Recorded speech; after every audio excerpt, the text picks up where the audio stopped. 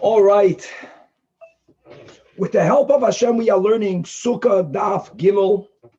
Before we give the intro for today's Daf, just to share perhaps Al Pi Chasidus, that which we learned on Daf Beis, the three approaches of Amoraim regarding why do the Chachamim say that if a Sukkah or if the Schach is Gavoya L'mayla Me'esrim Amo, that the Sukkah is Psula.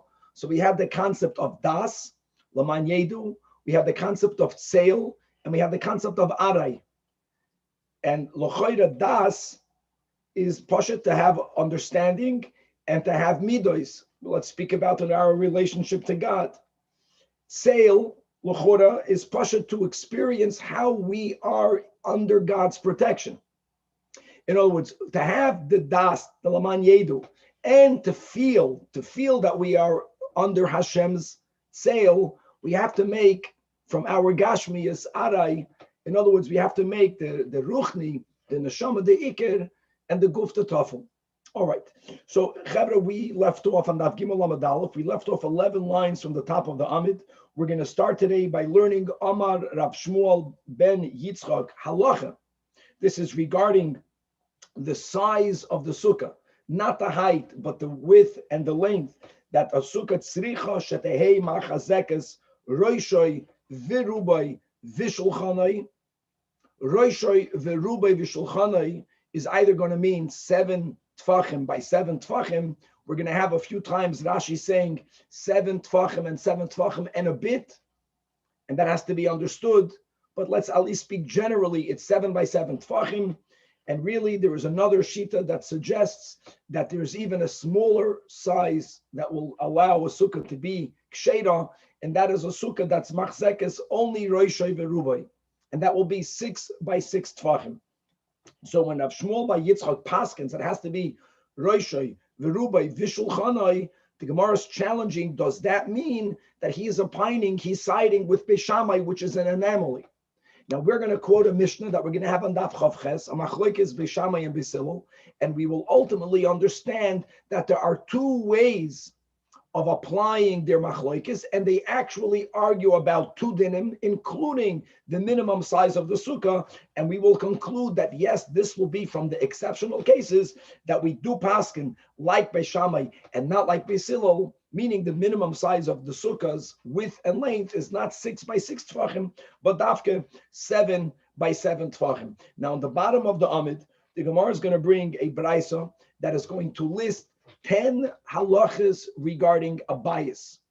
In other words, there are 10 areas in the Torah where we have to have a bias, or there is a halacha regarding a house. And as we will learn, that the minimum size of a house is 4 amas by 4 amas. And if you have a structure, even if it was built to be a home, but if it's smaller than this, 4 by 4 amas, then we're going to learn regarding 10 halachas, it will not have a din of a bias. We will see how there is an attempted link between that braisa and sukkah, but we will disentangle that link. And for the rest of the daf, we're going to simply go through all of those 10 cases. If we'll have time in the bottom of Daf Gimel Amud Beis, we're going to begin a whole new topic, and that will be going back to the Mishnah's minimum, not width and length, but height. If you have a sukkah that's built in a way where the schach is above 20 amas, it doesn't mean that the sukkah is going to permanently be invalidated, because we can rectify it by lowering the schach. And we're going to start to learn various scenarios of reductions, whether the reductions will be valid, whether the reductions will not be valid, and that will really be the topic of Daf Daled. Let's begin on Daf Gimel Amud Aleph, 11 lines from the top of the Amid. We have a dot over here, middle of the line. So either it's Amar Rav Shmuel Bar Yitzchak, or it's Amar Rav Huna Bar Yitzchak. That's what we have over here from the Mesodas Hashas, and we'll continue to quote the version that we have in the Gemara, Rav Shmuel Bar Yitzchak, and he says that the halacha is that tzricha, he's referring to a sukkah, that tzricha shetei machzekes roishoy verubai v'shulchanai, that the minimum size of the width and the length of a sukkah is a sukkah that can contain one's head, majority of one's body, and a table. Now, really, it doesn't necessarily mean the majority of one's body. Many of the Achronim point out that if you have to put the majority of a body in a sukkah, it will have to be larger than the 7 by 7 tfachim, but perhaps it's referring to other halachas where we have the dinim of rubai, and that is by tumas mace, that how many bones convey tumas mace. So if there's basar of a corpse, kazayis min abasar. But if we're speaking about tumas oil, to be mekama b'mago b'masa, it's a much smaller shiur. But there you have the concept of Rav Minyan, of Rav Binyan, of the skull, of the shidra. So it's connected to their bottom line is that Roishay v'rubai v'shulchanai is 7 by 7. And that was a big chiddush because Amar lei Rab Abba, this is the first version, Keman ke Beishamai. What are you telling me? You're posketing like Beishamai, which is unusual. And Amar lei Elokaman, in Yiddish is Narvos den. Like who else? Well, who else would be Beis Hillel? But he really reiterated, I know what you're talking about. I acknowledge.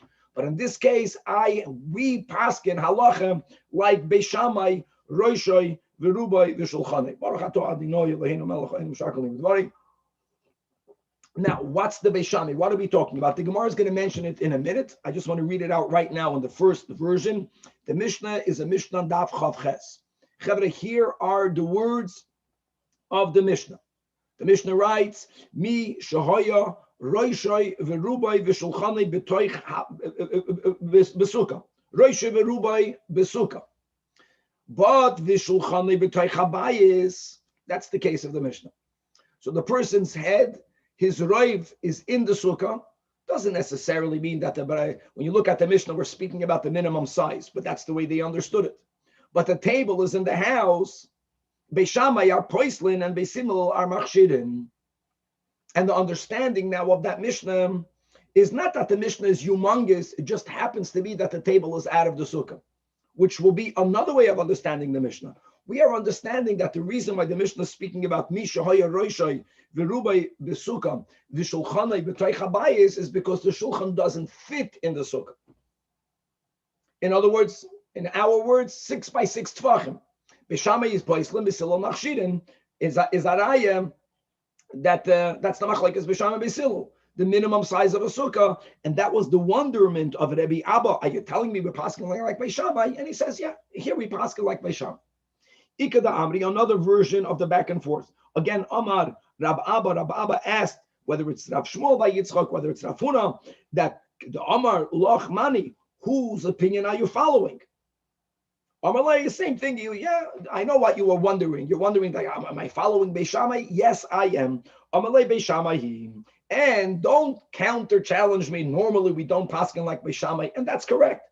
Normally, we don't. But here by Sukah, Rav Shmuel was so confident that this is the way we paskin. V'loi sozus minot. Don't budge from this shita.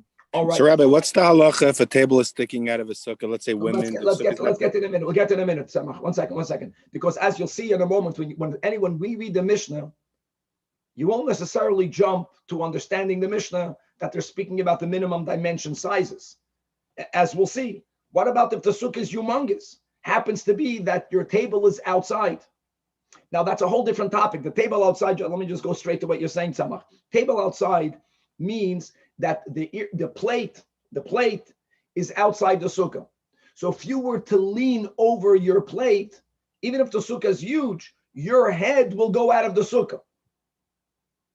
So then it has nothing to do with the table. It has to do with you being physically out of the sukkah. No. So if a table is just a metaphor. Imagine you're sitting in the sukkah. Practical, that's the case. The sukkah is huge, but the table upon which your plate is sitting is outside the sukkah. You got it? Okay. So it depends how people eat. The Rebbe was very careful. They say never to bow down to the food, so to say. The Rebbe sat, humbly, not arrogant, but when the Rebbe ate, the food went to him. Most of us were not aware of it. When you eat, you're eating soup, you're bowing down to the soup, you're going into the plate. So if you are under the schach, but if you were to go closer to your plate, you might put your head outside. That is another way of understanding the Mishnah. And let's read it inside. Maskiv lo Rav Nachman by Yitzchak. I don't understand you, Rav Abba. You challenged Rav Shmuel by Yitzchak based on the Mishnah Daf Koyach. Why are you understanding the Mishnah that it's about the minimum dimensions? Maybe Bachlal, that's not the issue in the Mishnah. Dilma, it's a sukkah gedoyla pligi. It's not about the size of the sukkah. The Mishnah there is like we just explained. Okay, going. The case there is that the Yosiv apuma de metulsa. Metulsa means shade, which means that you are under the shade of the schach, but you are at the puma, you are at the mouth, or in English, you are at the edge. You're sitting at the edge of the sukkah. The problem is not that you are on the edge. The problem is that the shulchan b'toich habayis, which, by the way, that's the words of the Mishnah. The Mishnah writes, Misha hoya roishoy v'rubei b'sukkah v'shulchan b'toich habayis. And again, guys, it's not the table. It's the table upon which is your plate. And which means, on Samach, if you have a long table, and the table is ruba de ruba outside the sukkah, but your plate is on the little edge of the table that's under the schach, you're good. Shulchan means that where your food is sitting outside the sukkah. And maybe that's the whole thing. Why does Beishamai say poislin? Because the Beishamai Savri gozrinon shema yimashech achar shulchanei. You are going to be schlepped after. You're going to go after your plate. You know, the plate is attracting you out. And Beisilol Savri loy gozrinon. And furthermore, the Gemara is compounding the question. For sure, that is the machlokes. V'dai kenama. That the second interpretation, this suggestion, is the right pshat in the Mishnah. Why? Because it says, Misha hoya roishoy v'rubai basukah. Here you have the words, v'shulchan b'toich habayis, beishamai poislin b'silal machshirim. Now, says the Gemara, which is great. If their argument would have been just about the size, just about the minimum size that will validate a sukkah, so then the verbiage, then the words of the Mishnah should have been machzekes ve'ena machzekes. No, it should have been framed. There was a sukkah that could accommodate roishe ve'rubai, but it can't accommodate the table. You know, it's not about whether the table is actually in there, and that's the din. By the way, we paskin a sukkah has to be 7 by 12 by 7 tvachim, and if there's no shulchan, I don't care if there's no shulchan. If you want to hold the plate in your hand, sum gesund. If the machlokes is about dimensions and the way the Mishnah wants the word is, instead of quoting numbers 6 by 6 tvachim, 7 by 7, you want to just use the roishe v'rubai v'shulchanai. So the Mishnah should have used the words the sukkah could accommodate or it cannot accommodate. It's a sukkah that cannot be machzik the shulchanai. That leads, the Mishnah's words lead us to understand that we're not speaking about a minimum size of the sukkah. So we don't understand, B'chlal, why did Rab Abba quote that Mishnah? And it's a kasha also on Rav Shmuel, because Rav Shmuel or Rav Huna confirmed, yes, I paskin like Beis Shammai. Evidently, both of them at least also understood that Mishnah to be speaking about the machlokes minimum size. And the Gemara says, indeed, Ubesukah ktana loy pligi. What you said is correct. And as we'll see, that Mishnah, amazing. One Mishnah writes one statement, and it's really two different arguments. Both topics are merumas in that Mishnah. You think the Mishnah is not addressing the minimum size? Well, v'hatanya, we learned in a brayso, when you have a sukkah that's machzekes, roishe v'rubai shulchanai, only then is it kesheira. 7 by 7 tvach. Rebbe Yoimer, and we had this yesterday, the last year, no, that the minimum size sukkah is achi yehiba arba amos al arba amos. You have a record of a machlokes. We know shitas Rebbe 4 by 4 amos, and the ones that are more lenient is roishoy v'rubai v'shulchanai. But the Tanya Idach, we learned in another brayso. Rebbe says again, Rebbe's consistent. Kol sukkah she'ein ba arba amos al arba amos psula. But you know what the Chachamim say? Afilu einay machazekes elo roishoy v'rubai vayter kesheira. In the second brayso, we don't mention shulchanai. Clearly, there is a machlokes tanoim, not b'shitas Rebbe. Even if you subscribe to a smaller than 4 by 4 amos is a valid sukkah, there is still a machlokes. Does it have to be machazekes roishoy v'rubai, or like we had in this first brayso, roishoy v'rubai v'shulchanai? The Eloi in the second brayso, shulchanai like tani. So kashen adadi. Elalav, you have to say that there is a machlokes. And l'chayra, that's the machlokes, Beis Shammai and Beis Hillel. That Beis Shammai will be the author of the first brayso. So Rebbe holds 4 amos by 4 amos, and the lenient opinion is roishoy v'rubai v'shulchanai, and the second brayso is Rebbe against Beis Hillel. And we're not done yet. And Amar Marzutra, I want you to know that let's look at the words of the Mishnah Daf Chav Ches. That Mishnah, I know that you brought a raya, that was a good raya.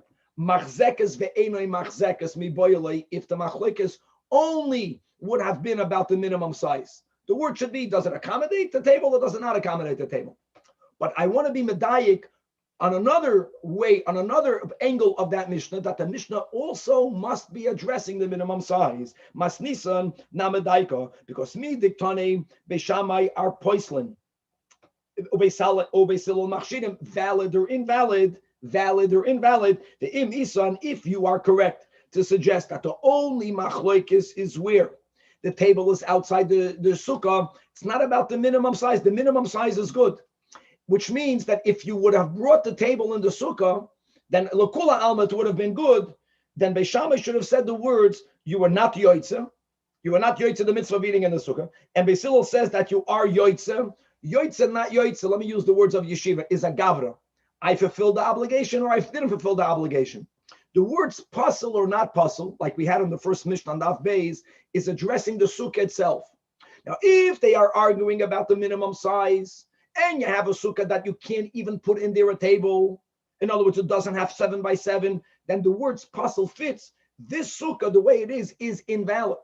If they are only arguing about the scenario where, like we mentioned, the sukkah is big, sukkah is good, but you decided to put the table or your plate right outside the sukkah. So then you are not yoitze. Then I was not yoitze, but you can't say that the sukkah is invalid. Yotza, lo yotza is gavra, puzzle, and kosher is chefza. The chefza of the sukkah is okay. So, okay. So therefore, medayik this way, medayik that way. You don't tell me now that we have a inherent contradiction. So what is the case of their machlokes? The ella I, the ella kasha misha haya. And here, interestingly, the Gemara is giving you another proof, another one, aside of machzekes ve'ena machzekes mi boyelei. Pasha, the Mishnah words, Misha Hoya Roisha Veruba Besuka is also mashma, that you happen to be sitting at the edge, you happen to have your table outside. The opening words of the Mishnah is also mashma that the sukkah is larger than the minimum share, that they're not debating the minimum share, they're debating a scenario where the table is outside. So what is the case of the machlokes? And therefore we have to say, just like we have in Chumash, you can have one pasuk and it has many meanings. How many meanings does that have? So there's a Mishnah, that's Rebbe, that's Mishnayos. He writes a Mishnah, he's really writing two separate arguments in the same Mishnah. Lo'olam betarta pligi. Pligi besuga ktana. Or pligi besuga gedoyla. V'chasure mechsere by a braisa means you actually have to add the words because the braisa was forgotten, it got corrupted. By a Mishnah, chasuri mechsere doesn't mean you add the words. Rebbe is expecting us to understand the following clause. We ourselves, in our mind, should add the following. In other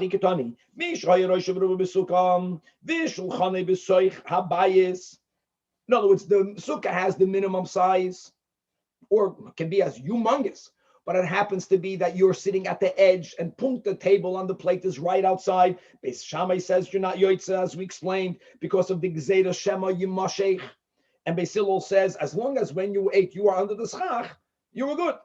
And now another machlekes. What happens if it's not about you happen to be sitting at the edge? The sukkah is so small that the shulchan doesn't even fit. It cannot even accommodate. Here also, Beis Shammai are poislan, because it doesn't have 7 by 7, and Beis Hillel holds that you don't need a 7 by 7, you need a 6 by 6 tvachim, and they are machshirim. And now all of this, we validate that when Rav Shmuel bar Yitzchak or Rav Huna bar Yitzchak said halacha tzricha shnei machzekes rosh shulchanai, it makes sense to come at Rab Abba representing all of us and telling him, what are you paskening like Beis Shammai? And he has to say, yeah, I'm aware of it. I know that I'm paskening like Beis Shammai, but in this case, that's the halacha. Okay. Again, now says the Gemara, Man kana lohadu ton rabbanan. Who is the author of the following brayse?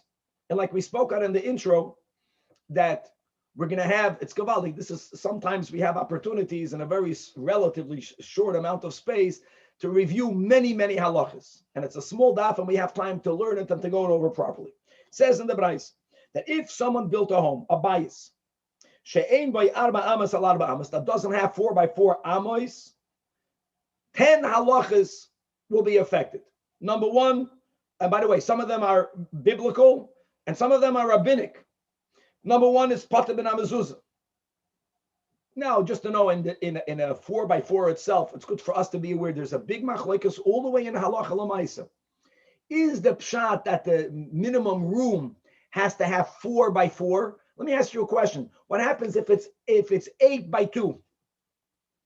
We have many narrow, long closets. It has the minimum total square footage, but one direction doesn't have 4 amos. There's a big machlokes whether that room is mechuyev in a mezuzah. We put up a mezuzah, but we don't make a bracha on it.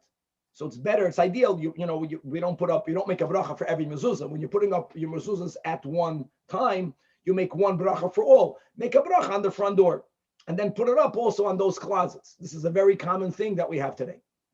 And by the way, just mentioning about that since there are many environments in our home where whether that environment is a mechuyev in a mezuzah or not is subject to a machlokes and poskim, so we put it up anyways. But lav dafka, there is an obligation. It's very important that when we take off our mezuzahs, and the Rebbe wanted us to do this once a year, which is beyond the letter of the law, and to be boidike, ideally in Chodesh Elul. So when you put the mezuzahs back, we spoke this out about Mailan Bakodesh V'loy Moridin. Don't take a mezuzah that you had on a Pesach that was mechuyev in mezuzah l'kula alma midoy raisa. Don't place that mezuzah on such a closet because that's called moridin. Okay, let's come back over here. So number one, the room is not chayv mezuzah. Number two, umin hamaka, right? The maka is the din that we have on Parshas Kisei, say that we have an obligation that whenever we have a flat roof, we are obligated to build a protective fence, a gate, right? A maka around the edges. That's a positive commandment, and it's a negative commandment. Beda. Number three, the eina matama ben agoyim. Again, a din d'oraisa. All of the dinim of nigei batim, with all of the details, is only shayach to a home that has 4 by 4 amas or more. If it's smaller than that, it can have the green stones and the red stones and add a corner with all the dinim. Not shayach to din nigei batim because it's not a bias. Number four, the eino nechlat bebati yarechayim. Another gavaldik din that normally, as a rule, when we are given and we all possess a part of Begashmis, of Eretz Yisrael, given to us, B'Yerusha from Hashem, divided under the leadership of Yeshua. And generally, if someone were to choose to sell their portion, so it comes back to them in Yovel. And here are one of the few exceptions, that if the home is a home in a walled city from the times of Yeshua ben Nun, and the owner, the current owner, sold the home, on one hand, for 1 year, they are able to redeem it. But if a full year passed and they did not redeem it, not only can they not redeem it until Yovel, it doesn't even go back to them by Yovel. It's unredeemable. Here again, if that's called nechlat. In other words, it remains unredeemable. If whatever you owned was less than 4 by 4, and sometimes when the real estate is hot, even a less by 4 by 4 here in Los Angeles, you'll still pay a lot of money. But all of the dinim that are unique to Bati Yerechayma don't apply. Number 5, the ein choisvin olav mi orchei hamelchama. Also, right dinim in the Torah that when soldiers are about to enter in battle. So yeah, one of the things that the Kohen Meshuach Melchama did, aside of the Shema Yisrael, that don't be afraid, al yedach levavchem, is that he announced certain people that they were allowed to go back, or they were obligated to go back, lest they fall. And one of those are people that are in their first year of building a home. So if someone built a home that's less by 4 by 4, then he's not excused from the troops. He's not excused from the army. Number 6, the ein ma'arvin boy. Let's go back to Eruvin. It's amazing. On Daf Beis, we went back to Eruvin, and on Daf Gimel, we go back to Eruvin. So one of the things we learned is that even though midin Torah, as long as you are in a Rishus HaYachid and you are carrying to another Rishus HaYachid, you are not violating Chotzah on a biblical level, comes along Shlomo HaMelech, and he says that if the Rishus HaYachid here and the Rishus HaYachid towards which I plan to make the Hanacha don't have the same ownership, even if there is some overlap I own my house and I have a part of the yard. But if there is another home or more in the yard, so the yard I don't exclusively own. My home I exclusively own. It's not exactly the same ownership. There, you're not allowed to carry from one environment to the other, and the solution is to make an eruv. Oh, so if you have many homes in a chutzner, they all have to participate in that eruv. And remember all of those dinim that if one person did not participate in the eruv, theoretically he ruins it. But then there's a solution for that. It can be mavatal his chelik in the chutzner, v'chulei v'chulei. So if you have a chutzner, and there are many homes in the chutzner, and one of the homes doesn't have 4x4, we don't collect bread, we don't collect food from that homeowner. His non-participation doesn't disturb the eruv at all. The number 7, similar din, that just like we have this concept of making an eruv chatzeros, that means that all of the batim in the same chutzner have to share in a pot of food or bread, which is placed then in one of the homes, with all of the pratim that homeowner doesn't have to give the food. Similarly, when you have many chatzeros that are going into the same mavui, so here also you may not carry a side of the din of the mavui has to be closed off with a lechi, with a kaira, and of course, a tzuras HaPesach is not needed. That for sure will help. But aside of that, you have to have all of the bnei chatzar being mishtatev. They also have to all become partners, and that all of the name mavui means all of the chatzeros going into the mavui make a shituf, which is very similar to the eruv chatzeros, and that food is placed in one of the chatzeros. So what's going to happen if there is one chatzar, guys, halkop, that's opening up to a mavui? It's opening up to the mavui, but in that chatzar there's only one home, and that home doesn't have 4x4. We don't count that chutzner as a chutzner that has to participate in the shituf muvais. Their non-participation is not going to shter, it's not going to disturb, because there's no home over there. Okay, number 8, ve'ein manichem bo eruv. Ve'ein manichem bo eruv means, like we mentioned before, is that when you have, let's come back to the batim and the chatzeros, the food of the eruv has to be placed in a bias, just like the shituf is placed in a chutzner. The shituf is not placed in the mavui, and the eruv is not placed in a chutzner. The eruv chatzeros is placed in a home. It may not be placed in a home that's less by 4x4 because it's not considered a home. Daf gimel amud beis. Din number 9. Ve'ein oisin oisoi ibur bein shtei ayoros. So chevra eruvin daf nun zayin. When you have two cities that are separated by less than 141 amas and a third of an amma. In other words, as we learned that when you go outside a city, we can view the area of 70 amas and 2/3 of an amma as a karpav, as some sort of adjunct or as some sort of additional area where people of that city stored their things, they placed their things, and it's still considered part of the city. And that's why we learned about the dinim of burganim, that we'll mention soon, that if there's a little hut, as long as the hut is not beyond the 70 plus 2/3, that it in itself extends the city. Here we're not speaking about huts. Here we're simply speaking about that if you have two cities, one neighboring the other, and even though we are only allowed to walk rabbinically 2,000 amas and not more than that, we can't go beyond the tchum, but I only begin counting the 2,000 amas when I leave the city.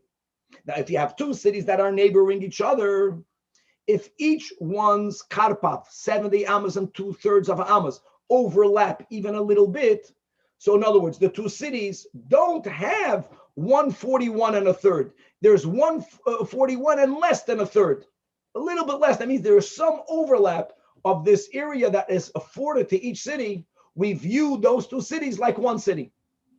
And no matter which city you live in, you can not only walk within your own city, you can walk to the neighboring city, and you only begin counting the 2,000 amas when you go outside that city. Now, what happens if they don't overlap? It's exactly 141 and 2/3 of an amma. They touch each other, but there's no overlap. So there's a din that if exactly in that area, which is in between both cities, there is a bias, the bias overlaps these two karpavs, And here again, without doing anything, anyone from one city can view the other city as part of its own. And therefore, they can walk within both cities and the area in between it, and you don't deduct it of any of the 2,000 amas. But if this home in between these two cities doesn't have the 4x4, it's not called a bias. If it's not called a bias, it doesn't affect this unification of the two cities. And the 10th din, the final din is which means like this, that we're going to learn this in Bava Basra. All right, we already moved on. We're moving on, not this picture. What's the din in Bava Basra? That when you have two partners, one of the examples of two partners, which is more common, is when you have a person, Yaakov passes away and he has children. So you have the Tfisa Sabayas. In other words, when he passes away, all of the children are like partners in the estate. And it's common for the children at one point to make a chalukah, to make a division. Or any other two partners that own something and they want to divide it. Now, it's also very common that one party wants to divide it, the other party wants to continue with the partnership. So there are rules, when can one force a division? And what this Braisa appears to be saying, and this will be clarified at the end of the Amid, is that if you have a house that's not 4x4 amas, that's owned by two partners or by two brothers or by two partners, or however it is, one cannot force the other. I will own half of the house and you will own half of the house. And as we'll see at the end of the Amid, that's not the meaning. That cannot be the meaning. Because even if the house would have dalad amas al dalad amas, you still cannot force a division. You can only force a division if and only when each partner's chelek will still maintain the name of that asset. So let's go Keshitas Rebbe. Shitas Rebbe holds that a bias has to be 4x4 amas. So a house must have 8x8 amas minimally for you to force a division, one partner on the other, because like this, even after you divide it, each partner will remain with a bias. So we're going to have to clarify this 10th din soon. Now, before we get into the clarification into some of the 10, how is that negaya to Masechta Sukah? It's very much negaya. Because we just learned on Amud Aleph that really we learned three shitas. What's the minimum size? Not the height. That was Daf Beis. Daf Gimel is the width and the length. We have, let's go the most machmir, shitas Rebbe. Rebbe holds it has to be 4 amas by 4 amas. We're speaking about a sukkah. Then you have shitas Beishamai, 7 tvachim by 7 tvachim, and shitas Beisilel, 6 by 6 tvachim, and we paskin like the middle sheet. Question is the machloikes by sukkah connected to the dinam of abayis? In other words, do we say that since this Braisa taught us that all of the 10 dinim of abayis is dafka when there is 4x4 amas, would that mean that Beishamai and Beisilel disagree with that Braisa? Maybe that's the Havamir. Just like they hold that a sukkah can be of something that's smaller than 4x4 amas, maybe they would also hold that a bias can be defined as a bias, even if it's only 7x7 tvachim or 6x6 tvachim, which would mean that the author of this Braisa is only Rebbe. That's the Gemara's question. Second line, top Gimel Amud Beis. So Lema, it's only Rebbe and not the Rabbanan meaning not Beishamai, not Beisilel. Is that, do we link the criterion? We're speaking about size criterion. Bias, sukkah, are they the same? So the Gemara says they're not the same. That this Braisa is authored according to everyone. Even though by sukkah you have opinions that hold that a sukkah can be of a smaller amount. Afilu temer rabbanon, atkan loy kamen rabbanon Hassan, or hacha, depends, here we're learning Masechta Sukah, elul inyan sukkah, as we spoke out on Daf Beis, that a sukkah by default should be a diras arai. It should be a temporary dwelling, and that its size has to do with a certain amount of comfort. And yes, if you have a very small environment, it might work temporarily, but it's not going to work long term. So since sukkah actually is dafka, not long term, sukkah is arai. So there, Beisilel can say even 6x6 tvachim. Guys, think about living in a 6x6 tvachim. And by the way, being that me'ikar adin, you have to sleep in the sukkah. Think about that. 4 amas is enough space for you to lay down. 7x7 tvachim, 6x6 tvachim, you cannot lay down over there. So just to make that clear, that even though we are taka learning kefshitas beishamai, it's kosher for you to eat in it. So no, it's coming back over here. It's taka arai. Abayis, since the definition of abayis is the diras kfahu, it's a permanent dwelling place. The Gemara says, afilu rabbanan amoida. Everyone agrees that the minimum size of a bias is 4x4 amas. The E is beidalad amas, then doire be inchi, people dwell in it. The Eloi loidare be inchi and nukudam. And now we're going to go back and we're going to find the sources and we're going to clarify the 10 dinim that we just learned in the Bryce. Says the Gemara Amar Mar, the master, the Tana taught us, din number 1, patur min hamezuzah. Din number 2, patur min hamaikam. There's no obligation to make a protective fence. Now, a technical thing. It's dangerous. The word is that people won't go up there, which is consistent with if the roof is slanted, if there is no access to the roof, then you're not obligated to put a protective fence. If it's that small, people don't go on such a little roof. Now, din number 3 is the whole dinim of nigei batim ve'einoi ve'ein metama b'negoyim. And number 4, ve'ein nachlat bebatei arechayma. So you can sell it, you don't redeem it, you're going to get it back in yovel. And number 5, ve'ein choizlin olav me'archa milchama. Right, you're not giving an exemption of a ptur of serving in the army because you built such a small house. So says the Gemara, for these 5 dinim, I'll tell you the source. It's very simple. My Tama, because in each one of these 5, the Torah uses the word bias in every one. And Ashi quotes here the words in the Torah of bias. And Pasha knows, and the point of Rebbe is, and now we know it's L'kula Alma, the point of the Tana is, bias means 4x4. The bias ksiv b'kulu, and therefore it's not a bias. But let's go weiter. The Braisa mentioned another 5 dinim. So let's start one by one. The ein ma'arvim boy. If there is a bias in a chutzner that is 4x4, no food needs to be given. The ein mishtatfim boy. If there is a bias in a chutzner that goes into a mavoi, they don't have to participate in the shituf mavois. Number 3, which is really number 8, that when you make an eruv chatzeros in a chutzner, you have to place it in someone's home. Don't place it, dafka, don't place it, ve'ein manichem bo eruv. Question is, my Tamon answers the Gemara. You're not going to say that there's no bias and these are dinner that are abundant.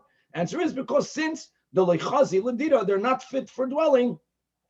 Therefore, logically, even if there is an anomaly that someone is there, it's not considered that they're really living there. Right. Now the Gemara is making an inference. It's mashma.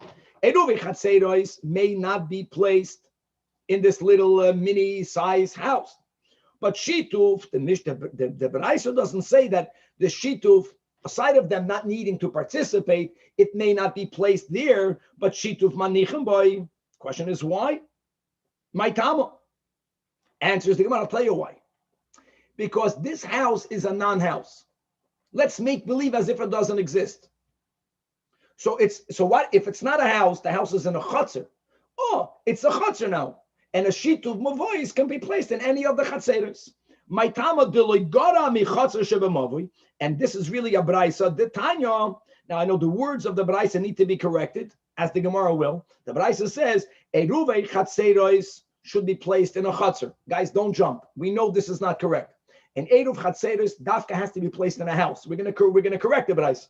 Shituv mavoi is placed in a mavoi. Those were the words of a Braisa that many Amoraim had. And by the way, the Gemara says, "V'hadin anbam eruv and pehei eruvei chatzeros is placed in a chutzner." No. It says in the Mishnah, "V'atnan hanoisein eruvei." If you place the eruv even in a closed area, but in a closed area that's not defined halachically like a house, as we learned so much in eruvin, whether it is in a beishat, in a gatehouse, people are going through, or in an achsadra, in a portico, or in a marpesas, on a porch, a gallery. The Mishnah writes it's not an eruv because it's not considered a dwelling. Is the haraya that the eruv chatzeros does have to be placed in a dwelling. Furthermore, another detail, if someone is living in the beishat or in the achsadra or in the merpesas and he does not participate with food, very similar to the din that we learned now in this Braisa. Someone lives in a house that's smaller than 4x4. His or her non-participation in the Eruvei Chatzeros does not create a restriction for the others to carry. They don't have to resolve it by being mevatel the reshus. In other words, clearly the point is, is that it has to be placed in a house. Elo, therefore, we corrected the Braisa. Actually, mamash min hakotza lakotza. Elo ema iruvei chatzeres has to be placed in a bayis and a chotzer. And similarly, the shit of mavois has to be placed in the chotzer of the mavoi. And that's why the inference that you're making is correct. Rabbi, yes. Didn't we learn before, a little earlier, where we were quoting the Braisa and it said, "Ve'ein b'shtatrim boy," and now we're saying that we could be. No. We don't demand for them to participate, and if they don't participate by giving food, they don't mess it up for all the others. That's one din. The other din, Danny, here is, where do you place the food? In other words, the placement may not be done in this home. If they're going to place the shituv mavois in this home, you're good. Why are you good? Because this little house is a non-house, halachically, pseder. So if it's a non-house, what is it? It's not a mavoi, it's a chatzar. Boom, good. Next, we learned din number 9, which is already on top, Gimel Amud Beis on the top, the ein oisen oisai ibur ben shtei ayavis, which is very advantageous when we are able to connect, even without an aid of tchumen, even without burganim. We say that these cities are so close together, there's an overlap, so they're considered one city. No, if they're not physically overlapping, that means even if it's exactly 141 and 2/3, nevertheless, this home doesn't connect them. And here there's a chiddush. And you know what the chiddush is because if instead of having this small house, there would have been what is called in the Mishnayos in Burganim, or Burgani is some sort of hunter's hut, watchman's hut. It's built out of materials that are inferior to this home. If we would consider this at least like a hut, then it would be ma'arev both of these cities. So the Chiddush says the Gemara that the afilu ki burganim loy mashvin Allah.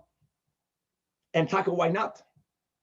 Why not, guys? That was the whole din that we learned in Erev, and that if you have these huts, before we even come to combining cities, B'chlal, from where does the city end? So even a burgani extends the boundary of that side of the city. So why don't we consider this a burgani? My Tama explains the Gemara because burganim chazilim al-sayu. In other words, they are fit for their intended purpose. You build a burgani for you to be able, to have a watchman sit there and to be protected from the elements. That's exactly what a hut accomplishes. It's taka more flimsy, but it's made for a function that it is fit for. But when you build a house and you build it that small, it's called a house. It's better than a burgani. Kareach mikan v'kareach mikan. You understand? You lost out over here. It's not fit for a house. V'hai, this little house, this mini house, lechazi lemilsei. It is amazing how halachically a house is 4x4. That's considered already chazi lemilsei. I think there's a big market now here. Mini homes. You can buy a mini home, don't pay a mortgage. You pay here in America for your mini home, $50,000. But it's bigger than 4x4. I think it's already 5x5 amas, and everything is in there. With the kitchen, with the dining room, the hakten over there. But it's here you see. Now, the final din that this needs to be clarified is that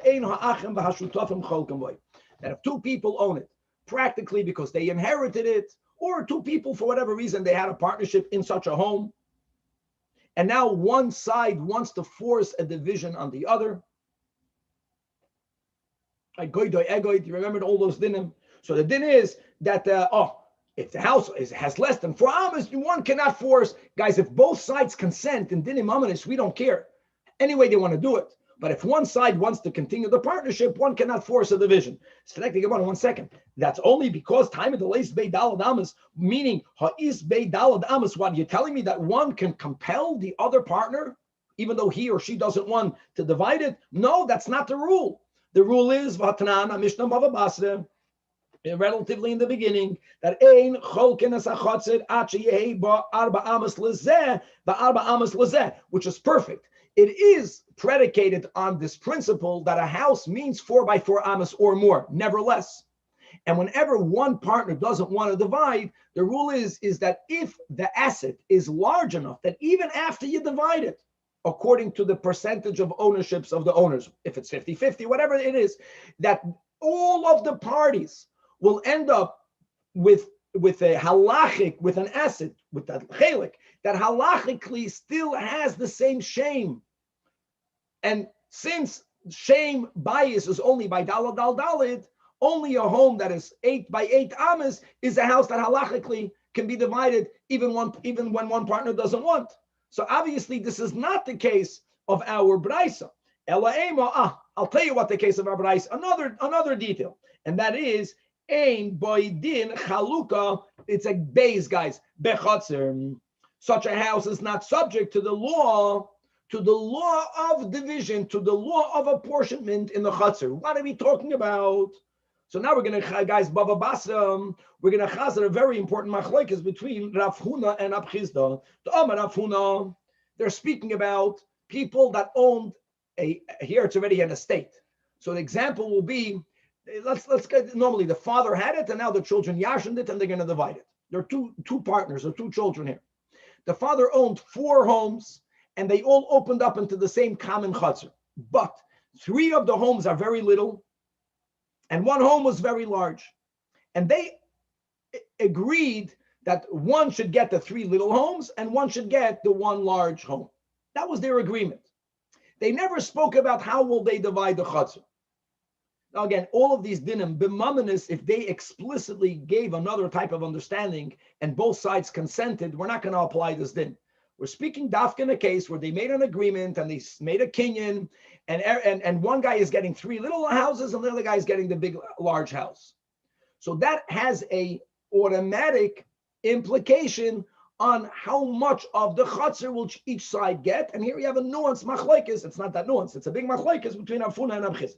Rav Huna holds that chatzir lefi pisocheha mischalekes. The chatzir will be divided according to its entrances. Like Rashi says, let's go in the case that every house has 1 entrance. So the brother that got the 3 small houses, he will get 3/4 of the chatzir. And the brother that got the 1 large house, if it has 1 Pesach, he's going to get only 1/4 of the chatzir. Chatzir lefi pisocheha mischalekes. Rav Chizda disagrees. Rav Chizda and Rav Huna both agree that the chatzir is not viewed as an asset for itself. The chatzir is an agent. It's here to serve the bottom. So yeah, to a certain degree, if someone owns more homes, even if the square footage of the 3 homes are not even as big as the 1 home, he or she will get a larger amount of the chatzir. But this is what you do. Every home has a door. If there's more, then it goes according to the doors. Every door automatically acquires 4 amas into the yard, because it was common that people would bring their horse and buggy all the way up into the door, and they would load and unload, bringing in the house, taking out of the house by the entrance. No matter how wide or how narrow the door is, the door can be 20 amas wide. You go in the depth of the chatzir 4 amas. It's always 4 amas. If the passageway is very, very narrow, same 4 amas. Every door gets 4 amas, which will also mean, again, in a case where every house only had 1 door, that the one who got the 3 homes will get a much larger part of the chatzir, but it's not 3/4 versus 1/4. First, a portion to each door, 4 amas. The guy who has 3 homes is going to get more of the chatzir, and then the remaining part is divided 50-50. That's the machlokes Rav Huna and Rab Chizda. Let's read it inside. Rab Chizda Amar no noisin l'chol Pesach u'Pesach, and this is, by the way, the way we paskin 4 amas.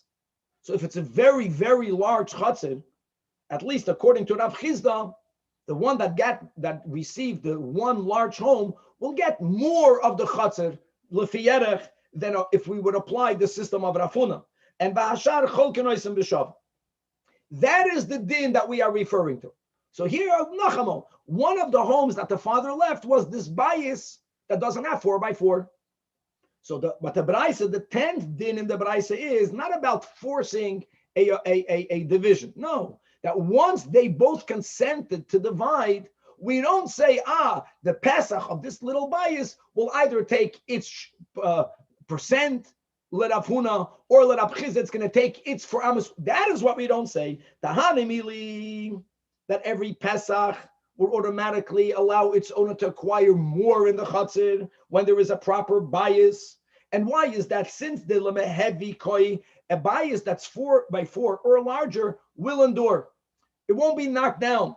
So therefore, yehivne leichatzer l'rafuna oy the way Rab Chizda, according to Rab Chizda. But this little high skill, since the mistar koi, it's doomed to be destroyed because it's so unfunctional. Therefore, lo yavinu leichatzer, not according to anyone. No additional part of the chatzar will be afforded to the person who has this little high skill.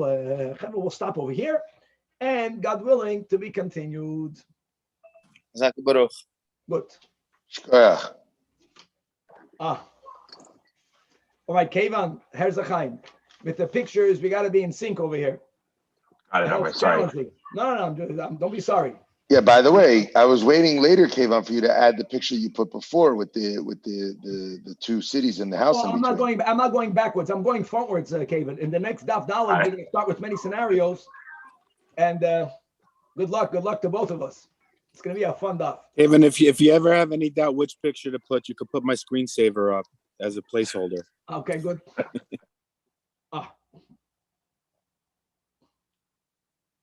All right. Haha. With the help of Hashem, we are learning Sukah Daf Dalid. We left off on Daf Gimel, Amid Bey, second to last line and bottom of the Amid by the 2 dots.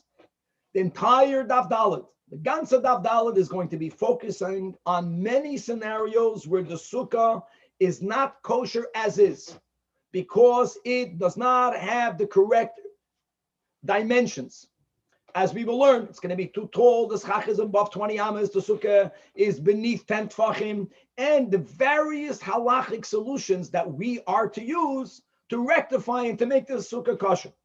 So we're going to begin by learning height reduction. Then we're going to start learning about a very important din of, it's called psol hayotzim min hasukah nidoin kesukah. That once you already have a kosher sukkah, the example will be you have a 3-wall sukkah, and the schach is protruding beyond the walls. You are allowed, as long as you are under that schach, you are allowed to eat there. Even though from your perspective, you don't have 3 walls, right? Because you are on the other side, you only see 1 wall. Once the schach is rendered kosher, then any part, now there are exceptions, but that's the rule. Any part under the schach is deemed to be properly under the schach. We're going to have applications of solutions based on the rule of doifin akuma, and that's one of the many halacha l'moshe misinais. Doifin akuma means the law of the bent wall, and we will see today various applications. We're going to have an application of the rule of lavud, which isn't only connected to sukkah, it's a general rule. Lavud literally means annexing. And that is when you have 2 items that are within each other less than 3 tvachim. You don't have 3 tvachim or more. It's pachus migimel. It's considered annexed. It's considered touching. How that will be part of solutions for the various challenges we'll have today. We're going to learn the din and application of the din of good asik mechitzta, that we halacha l'moshe misinai, that once you already have a wall, a halachic wall, even if the wall ends at a certain height, we view it as if the wall goes all the way up. And we'll see how that is going to be used for a solution. We're going to have the concept of a diyoimad, of a double post. If you remember in Shabbos and in Eruvin, we spoke about the pasei birois. We'll chazer it, God willing, in today's daf. And over there, the pasei birois was 1 amma by 1 amma. We're going to learn a similar concept. But here by Yasuka, you only need to have 1 tefach, and phenomenal scenarios. People that who don't have pictures will do just fine. I do want to point out that some pictures were deemed so necessary that in our Gemara, I'm going back to the traditional Gemaras, you'll see on Daf Daled you have 2 pictures, which are very helpful. But aside of that, for those who have the new Svarim with pictures, that's going to be helpful to visualize the many scenarios. So let us start on Daf Gimel Amid Beis, 2 lines before the bottom of the Amid. Let's focus on the opening. The opening Mishnah, the rule on Daf Beis was about a super tall sukkah. Sukkah meaning schach. Sukkah shehi gevoya l'mayla me'esrim amma. Chachamim hold that it's fossil. However, says the Gemara, hoyse gevoya me'esrim amma. And you want to create a solution. And the easiest solution for you is not to lower the schach, which you can do, gesund to hate. You don't want to touch the schach, you don't want to bother yourself. You want to heighten the floor of the sukkah. Now, we're not even mentioning yet how much of the floor of the sukkah needs to be heightened. That will be a big part of today's daf. But here we're going to focus on the material. The material, that picture is not shaykh to what we're learning. Okay, leave it up, it doesn't bother me. That what material is going to be considered a halachic reduction. Case number one. You're putting mattresses, you're putting cushions, you're putting materials that are of value that people normally do not leave on the floor. And even it says, therefore says the Gemara, loy havemit, it is not a halachically valid reduction. Why? Zakt Rashi, look inside the last line in the Amud, that's key. Because she'ein soifoy lohaniach sham kol zayin. These materials are valuable. And the rule is not that you won't be an exception. I don't even care if you will be the exception. But ladaito, as we'll see, people don't leave mattresses and cushions on the floor for the whole 7 days. And this is important. And now we're going to learn about verbal nullification. Even if the person verbally abandoned it. Lukulu goes to the 7 days. Sukah is not try the 7 days. The person says, I am being mevatel. It means after Sukkah, I'll take it back. But I'm verbally saying that for the next 7 days, I'm mevatel it over here. That verbal declaration has no halachic validity because the batla daitoi eitzel kol adam. That there's a concept that's said many times that my intent is invalidated because the majority of the people don't have such intents. So I don't have the koyach to remove myself from the eitzel kol adam. Now, let's go case number two. We're going to go to items that have less value, so it's more common for people to be mavatal it. And the next item is going to be either tevin. Tevin is straw. But what's important here is that the person spread straw on the ground of the sukkah. I'm just being practically, the schach wasn't like 40 amas high in the air. You know, the schach was at 21 amas, was 20 amas and a bit. All you need to do is you need to heighten the ground, and you had enough straw, and you did that. And you verbally said, I am leaving it here for the 7 days. So tevin ubitloi here, unlike kodenik sasois, batla daitoi, we don't say that. Here says the Gemara, have a miut. It's a halachically accepted reduction. Next case, the kolchrein, if you have offer is dust, which is worth even less than tevin, and you were mevatel it, then for sure it's a valid bitul, and you're good. That is a height reduction. Now hold on. What happens if tevin ve'ein osid lefanoisoi? What happens if you have straw? You know that you will not remove it. Rashi writes later, it's known. Now, whether it's enough for you to know or whether it has to be known, that's an important nuance. But let's go with the words of Rashi. It's known that you will not remove it, but the owner did not make a verbal bittul. He put straw. It's known he's not going to remove it because he has so much straw, doesn't need all that straw, but he didn't make a verbal bittul, or va'afar stam, even less, he put dust. He did not make a verbal bittul. And it's not even known whether he'll need that dust. Guys, in those days, many people made their floors out of afar. So, some people could have used it. Here, we don't even know. And we're putting these two scenarios on the same platform, on the same madrega. In other words, straw that has more value, if he didn't make a verbal bittul, and it's not known that he will leave it there, it's not good. That's clear. But when you know he's going to leave it there, or in a case of dust where you don't know, einu yodua, but it's dust, it's the least valuable item, says the Gemara, that is really a machlokes between Rabbi Yossi and the Rabbanan. And we have to become familiarized in the breadth of Torah Shabal Peh and how the Gemara is medama mils.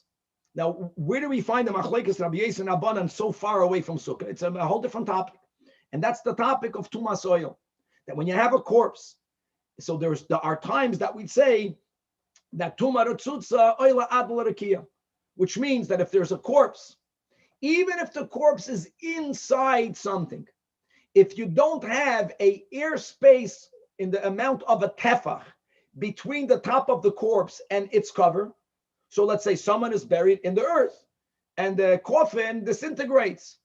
So there's earth laying on the corpse. We don't say that the earth creates some sort of mechitza that does not allow the tumah to go up. It does go up. It goes up all the way until the heavens. But if you have, let's say, you have a corpse that's in a home, then of course, if you enter the home, you become tummy b'tumas oil. But if you go over the home, you won't become tummy. Why won't you become tummy? Because the tumah is contained. It doesn't go beyond the roof. What is needed? What we need is to have one tefach of ear space in between the corpse, the top of the corpse, and the ceiling. If you have that, it contains the tumah. If you don't have that, then the tumah is boikeya b'oil. Here, the case was there was a mace in a house, and for whatever reason, the home was filled with different materials. Same concept. If we will view those materials to be bottled and they will halachically be considered that which is going to remain there, well, that clogs up the airspace. That will be a chumrah. That's going to affect that the tumah will go up, or even if something is there, but if we will consider it something that will be removed, so we view it as if it's not there, then here will be a leniency. Then we will say, oh, that there is a tefach, and therefore the tumah is going to be stopped by the ceiling, by the roof.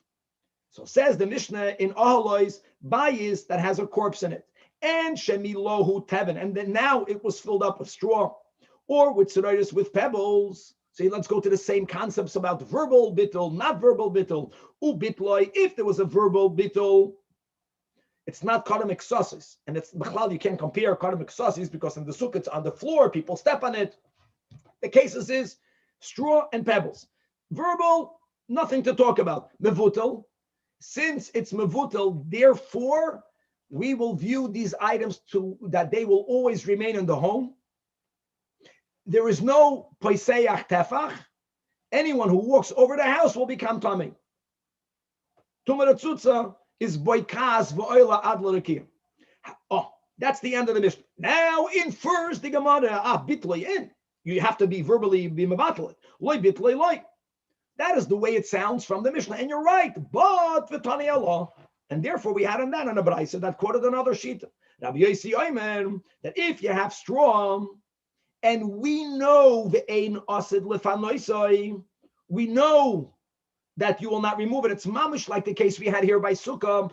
Even when there is no verbal bittul, then it is just like afar. By afar, even if there is no verbal bittul, and we don't even know whether you'll leave it there or not, stam, then it's also batul.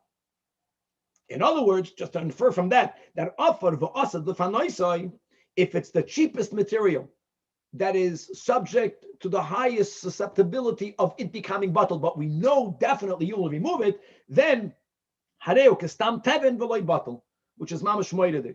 So mamish, like here, like over there, that these two scenarios of teven ve'ein asad lefanoisai or afar stam machloikes Rabbi Yossi and Rabbanan. Next case, guys, the gimel from the Mishpat. You have a sukkah that's above the schach. Even the lowest part of the schach is above 20 amas.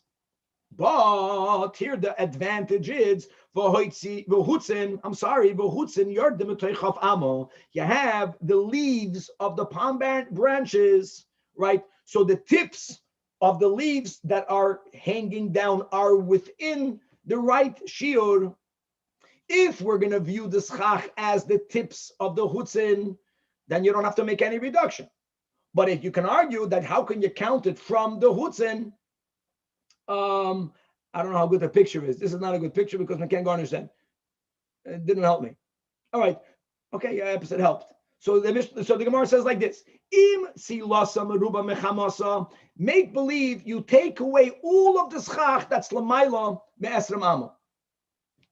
Even though it would fall down. But if you would be able just to leave the hutzin, if it would create more shade than sunlight, which is gavaldik, so then it's kosher.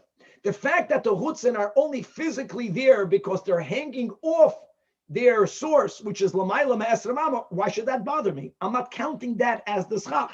But ve'im lav, if you have the tzalasa meruba mechamasa, but to get there you have to include the parts of the schach that are lamaila, me'esrem amma, then psula. Next case. Now you have a sukkah that's exactly the minimum height, 10 tefachim. But the type of schach is not the mats, which is apsanai chiddush. The type of schach is, the good old branches with leaves, and they're hanging down. Now, what would you think? Now, if you count the schach from the bottom parts of the hutzin, you don't have the minimum height. So the first approach will be that we correlate the din that we learned above and the din over here. It's if the hutzin themselves create more shade than sunlight, in our case, it's going to be puzzle, because the hutzin are lamata miyutfachim. If they don't create enough shade by themselves, so we can discount them, that will be the first approach. So Savar Abaya Lameimar, consistent to the previous ruling that im chamasa meruba mitzilasa, which means that the chutzim themselves don't create kosher schach. We could discount them. We only count the schach, the higher part of the schach, and that's exactly 10 tefachim or higher, so it's going to be kosher. So Amalei Rava, no, it cannot be consistent with the previous ruling, and because there is another issue we have to contend with, and that is ha dira seruchahi. Remember this rule. I know sometimes serucha means it smells bad. It doesn't mean it smells bad. It means it's unpleasant. In other words, when we came to this minimum height, it has to be 10 tefachim, because any sukkah that's any indoor environment, even arai that's beneath 10 tefachim, it's very uncomfortable to be there. So even if that which is protruding beneath, that which is going down, is not in itself halachically kosher schach, so what? So what? It's called a sukkah serucha. It's a unpleasant sukkah. The ein adam dar b'dira serucha, not even in the way of arai. Okay. Now we are starting with the pictures, and for this one, the picture that we have in the Gemara is Gavaldik. Now, by the way, here we're speaking about raising up the ground without getting into the Koren Publisher, without getting into the Tevin, into the offer. We're going to use an example of something that's more permanent than Koren Publisher, and therefore it does not even need bittul. And that's a practical case, and that's going to be a platform. We're speaking about a platform that's made out of stones and cement. And any platform that's made out of stones and cements are stam not going to be removed. So that we don't have to deal about. So you built a platform. Now, guys, if you built the platform in the entirety of the floor of this sukkah, and once you measure from the top of the platform, you have the schach now not beyond the maximum height. Of course, there's no issue, nothing to talk about. Here, the beauty will be is that the platform does not cover the entirety of the sukkah. That will be the case. And here the Gemara is going to give two examples. And from these two examples, we will chop on ourselves everything else. Example number one is, and before we read it inside the Gemara, look at the picture in the Gemara, the top picture in the Gemara. Now, let's not forget, like Rashi writes this explicitly, and we're talking about that we Hasidim to have 4 walls, 100%. But when the Chazal are speaking about Sukkah, is the common Sukkah there was a Sukkah that was walled off from 3 sides in their entirety, even though that's not needed. So it's one side was left open for people to enter and to exit, the Pesach, and you have 3 walls. And that's the top picture. Now, the first case will be another din that we learned in last daf. Don't forget that. The minimum length and width is 7 by 7 amas. Rashi mentions 7 and 7 and a bit. We'll leave that. We'll speak about the bit, but not right now. But generally 7 by 7. We're speaking about a platform for sure that has the 7 by 7. If not, there's nothing to talk about. 7 by 7 tefachim, not amos. I didn't say amos, and if I said it, I stand corrected. Okay, 7 by 7. So yeah, it's taba. I think the picture in the Gemara is better than this picture. The estaba has the minimum size of the width and the length, and when you measure from the top until the schach, you're good. But there's another thing we have to focus on. A sukkah needs 3 walls. We'll learn 2 walls and epis, okay, but it needs 3 walls. So in the first case, look how beautiful they built the estaba. The estaba is touching all of the 3 walls. The estaba is touching all of the 3 walls. Says the Gemara, Hoysam, Gevoya Esrem Amo. The schach is higher. you have to rectify it. You're rectifying it by making the reduction. How are you making a reduction? You're not lowering the schach, which is also beruch, and you're so beautiful. In other words, you go up, don't schlep kedusha down. Go a tefach above. So you build the istaba. Like with the Sefer Torah, right? With the kids, you bring them up to the all Torah. the beautiful stories. You get up, you elevate yourself. So if it's kenegen doifen ho'emtzoi alpene kula, the doifen ho'emtzoi is the one in our Gemara that's all the way in the top. And in other words, it's going all the way to the end. It's touching that wall, but it's alpene kula. It's going to the right. It's going to the left. Bottom line is, it's that the istaba area in itself has three walls, and it has the 7x7 tefachim. That's the v'yesh ba hechsher Sukah, means the 7x7. Yeah, Rashi writes 7x7 and a bit. Here, ksheda. Now, guys, let me tell you something. This is amazing. What does ksheda mean? We need to have our teacher Rashi. Not ksheda if you are sitting on top of the platform. Avade. There's no chiddush to that. Ksheda here means the ganze Sukah is kosher. Even the people that are going to be sitting, eating, sleeping in the area that is on platform, they are in a kosher sukkah. Ooh, why? Look inside the Rashi, 5 lines under the Gemara. Ksheda zok the Rashi, kol hasukah. Because since sheyesh ba gimel defanais, now bahai hechsher sukkah, when the Gemara says it's kosher, afila mino itstaba v'hala. It's even when you are not on the platform. Why? First of all, you make the sukkah kosher by counting only the area that's on top of the platform. And the nimtza doifen amsoy kol kosher. The doifen, the fun is even the side walls that go beyond. In our picture of the Gemara, it goes lower than the platform, right? Why would that be kosher? So, this is the first time we are being introduced to a din that we will have on Daf Yutes. And here are the words. Let's chazir remember the words. Psol means chach. Psol hayotzim en asukah nidoin kesukah. Psol hayotzim en asukah nidoin kesukah. The case there will be, now I want you to know there are exceptions to this, but that's the rule. You have a sukkah. Everything is the right dimensions. This chach goes beyond the walls. You can be outside the wall under the schach. Why is it kosher? Because since it's schach of a kosher sukkah, you are under schach of a sukkah. So the Gemara is really saying that this is no different than that, even though that is about there aren't 3 walls. There's only 1 wall. Here we're speaking about the schach is lamayla ma'esrem amma. One might have argued it's not even kosher schach. It was kashered because of the itztaba. Beautiful. Okay, weiter. Next, let's go to the next case. Now, aber umin hatzad, right? You got that? Umin hatzad means the platform was put on the side.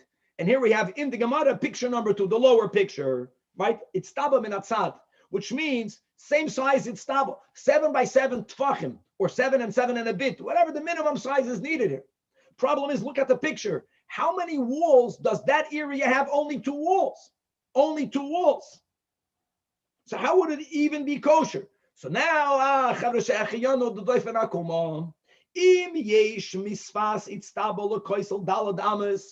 if from the side of the platform, in our Gemara, it's what's in middle.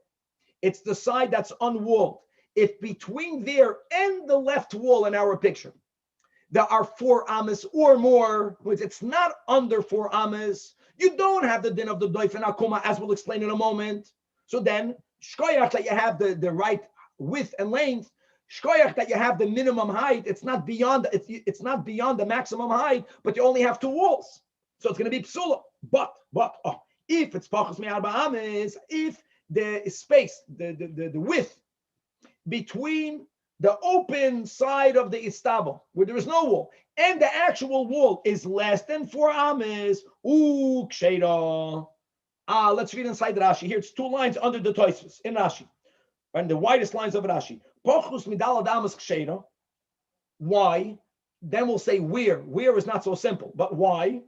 Sha'af hu ksheda. The istaba area will be kosher because the kaimalan davav halacha l'Moshe Sinai, that we can kasher a sukkah, this is the walls, through akimas doifen.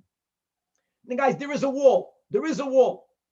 if you were to view the schach, which is above 20 amas, not kosher schach, but if you were to view that as a continuation of the wall here in our picture of the left side. So there's a wall. The wall goes all the way down to the ground. I know that the wall is higher than 20 amas. I know that. And make believe as if the schach is really the wall, but it bended. What are we benefiting from that? As long as the bent wall goes directly above the edge of the platform, here is where a Kevan's picture is great. That's the key here. The edge of the wall, of the halachic wall, is going until exactly the top of the edge of the platform. We consider that to be a wall. How is the wall touching the third side? From the top. How is it touching it from the top? Because it's above the edge of the platform. And since above the edge of the platform, this wall, and therefore the schach, is not above the maximum height, this is a wall.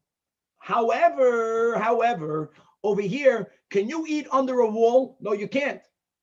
So unlike the first case we read inside the Rashi, that since the sukkah is kosher through the itztaba, you can eat in the entire sukkah, even when you are not on the platform, because of the rule of psal hayotzim min hasukah nidan kisukah. In the second case, even when it's within less than 4 amas from the wall, yes, that's the halacha l'mishinai, that doifen akuma, you can only eat on the platform, because outside the platform, you're not under the schach. You can't get it both ways. It's not schach. You're under a wall. Gavaldik. Let's read it inside. Okay. Now, the Gemara is challenging this, not challenging the din. The Gemara's challenge will be who even needed in the Amoraim, in the Gemara, to write such a din. We already know that. We know the din of Doifen Akoma. Check the Gemara. The last din has no chiddush. And it's a limited din. It's not you can't even eat in the whole sukkah. The chiddush is the Omrinim Doifen Akoma. I need that for the Gemara. I know that from a Mishnah. Daf Yud Zayin. Here's the case, common case. You have a home, and a part of the roof flew off. Common then, maybe common in certain places now. And the homeowner says, "Gavaldik, there's no roof. I'm putting schach." What would be the issue? There's only one issue, that you have to have walls to the schach, and the roof. It's not that the ganzer roof is off. Only the yarmulke part of the middle of the roof is off. It doesn't go from wall to wall, from wall to wall. So the Mishnah writes, that's a good picture. If there's 4 amas or more, then psula. In other words, what is the Mishnah telling us via inference? That ha pachus mikan, right? The second line under the pictures, it's kshera. Why would it be kosher? The schach is not touching the walls. The answer is because of the din of doifen akuma. So we already know it from Mishnayos. Says the Gemara, no, there's a novelty here. If we only would have left the Mishnah on Daf Yud Zayin, the Tema Chasam Hu the Chazia LeDoifen, since the walls, guys, listen, this is very important. The walls as they are, they meet the required height. They're not taller than the required height. The only issue is that the schach is not adjacent with the wall. Now, I want you to know there are various madregas in a wall being good. There is something that's b'chlal not a wall, that we'll learn on Amud Beis. Anything that's less than 10 tfachim is b'chlal not a wall. Then you have something that's a wall, but it doesn't fit the requirements of a sukkah, which is when the wall is above 20 amas. And in the case of the Mishnah Yud Zayin, it's the best of the best. It's a wall, it's a doifen that's not beyond the maximum height. It has the minimum height. There's only one issue. The schach doesn't go to it. So the Mishnah that's the first step where you have the din of doifen akuma. Here we're extending that. Let's read it inside. Avol hachem, over here, the loichazia ledoifen. It is a doifen, but it's not a halachically sukkah dika doifen. Why? Because that wall goes above 20 amas. The only way, in other words, we're using doifen akuma to create a sukkah wall. Maybe we would not have said that. Emaloi. Because you understand what we needed to do with that picture over there with the edge. In other words, it's only considered a wall because we are saying that since we say doifen akuma, and therefore we consider the schach, the wall, since the edge of that area of the schach, which physically doesn't end, we are creating a halachic edge. We're saying that the area that's exactly above the edge of the platform. Oh, that is where wall ends and schach begins. That is punkt over there by the edge. That's 20 amas, less than 20 amas above the ground, or it's not above 20 amas above the ground. And Komash, that we can say that. Next case, guys. Zayin, the Zayin of the Mishpat. Okay, Sukah, schach is above 20 amas. And now this person is building a platform. Be'emtsa isa means it's not abutting any of the walls. The platform has the minimum share of 7 a bit tvachim, but it's not touching anything. So here again, says the Gemara about doifen akuma, im yesh misvas itztaba. That's the edge of the platform. Uledoifen means to 3 walls, or to the 2 walls and a bit. You have 4 amas, in other words, not less than 4 amas, l'chol ruach aroch, then psula. But if it's pachos me'arba amas, then it's kesheda. And here the Gemara says, okay, now what's the chiddush over here? My komashmalan, the amrinan doifen akuma, I got it. The Mishnah in Yud Zayin is not enough, but we just said that above. No, says the Gemara, mal the teimon, that doifen akuma, the way we are applying it, the fact that doifen akuma is actually going to create a sukkah of doifen is meruach achas amrinan. One might have thought, Abel kol ruach v'ruach, das nicht, komash malan, das ya. Okay, next case. 3 lines from the bottom. This is great. Quick question. Yeah. Seemingly, when it's a doifen akuma, you're extending the wall from where the schach would end above the platform till the floor. So wouldn't that then make it higher than 20 amas if you count it from there? No, we get to count it wherever it's advantageous to us. We don't want to count it, Rabbi Chaim, over the platform because, like we said, you cannot sit under a wall. And if you're going to have to use the space over the platform, if the platform only has the exact minimum size, then you're stuck. The point is that we can use the edge as the boundary. So we only measure from the edge, not from the floor, from the platform. And on the other hand, you can sit all the way up until the edge.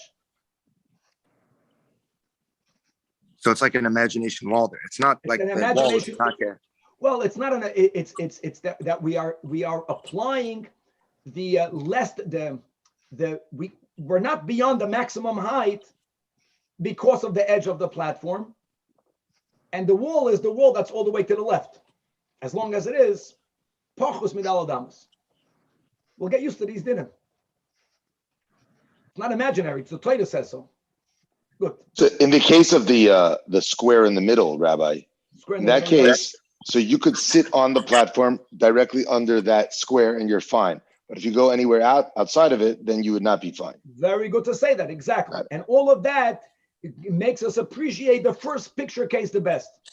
Where there, you can not only sit on the platform in the first picture, you can sit all the way as long as you're under schach because you're not using the din of the doifen akuma. And using the din of psala yitzim and asukah, nidon kisukah. Now, 3 lines from the bottom. So you don't even have the minimum height. And here, the way you will resolve it, not by making a reduction, is by making an addition. What are you adding? Now, we're not going to go into the... Now we're going, adira b'tachtonim, also in the positive. Now you're bringing kedusha. That's the kuf, the letter kuf, the line goes under the earth. That's a holy thing in the right way. So now, you're digging a pit in the middle of its floor in order for you now to measure from the bottom of the pit to the height. Oh, you have the 10 tfachim. Now, what would you say right away? It's beautiful. Doifen akuma. Again, one thing we have clear. How wide and long does the pit have to be? We got the 7 by 7. We got that. Now, is it going to bother me that it's beyond the walls? Doifen akuma. No doifen akuma here. Gornished. Here only lavud. Here says the Gemara like this: Im yesh misfas chakok ulakoisel 3 tvachim or more. If the space between the edge of the pit until the walls, that means if you're not going into the pit, the floor that you did not dig into is 3 tvachim or more, then it's puzzle because you don't have walls. Daf dalid amid base. But if it's pachus mishloisha tvachim, only when the space between the pit and the walls is less than 3 tvachim, Only here do we say based on the rule of lavud that what? That keshera. Now, before you jump and ask, why don't we use doif and akuma?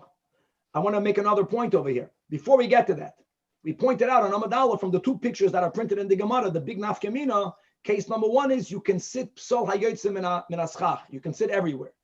I want to ask over here. Here we're not using doif and akuma. Clear, we're using lavud. No doif and akuma. So in the case where it's less than the 3 tfachim, and it's kosher because you have the walls, is a person allowed to eat in the part of the sukkah that's not in the pit? Here there's a big machlokes in Periscope, and I'll tell you why yeah and why. Why yes, clear, because psala yotzim in sukkah neither in kesukah. There's no doif and akuma. Why not? Because what did Rava challenge Abaya? He told him that there's a concept called sukkah serucha. In other words, it's like a metzias. If you are living in an environment where you don't even have 10 tfachim to the roof, it's unpleasant. Remember that? So because of that unpleasantness, perhaps many say that over here also, even though we don't need doif and akuma, you will only be allowed to eat in the pit. That's a big topic over here, but let's go on. The main question will be the top line. Mishnah Hassan, in the previous ruling, what was the measurement that we tolerated, that we accepted, was as long as it's less than 4 amos. Why is that? Because doif and akuma. U'maishna hachado amrat, that you have to have only lavud, pachus mishloisha tfachim is valid. All right. Answers the Gemara. I'll tell you why. This is a very important. Doifen akuma means you have a doifen. So there's madregas. I'm not even talking about a doifen that's valid for a sukkah. You have to have a wall. Over here, you have a wall. There's a problem. The problem is that the wall for a sukkah is not legally valid because it goes beyond the 20 amos. Fine.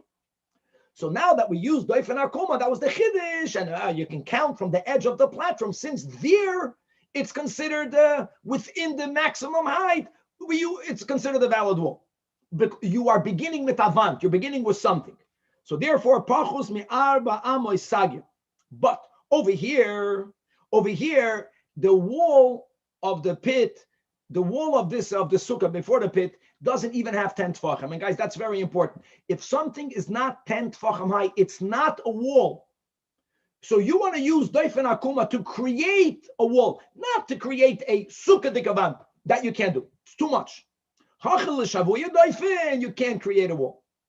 But amazing is that lavud can create a wall. It's a much stronger din. That we consider it mamash going into the pit. So pachus mishloisha tfachim, based on a broader rule of lavud, of annexing, which is used many areas in halacha, that yeah. But if you don't have the lavud because it's 3 tfachim or more, then you can't have a doifen akuma when you don't have bachlal a doifen.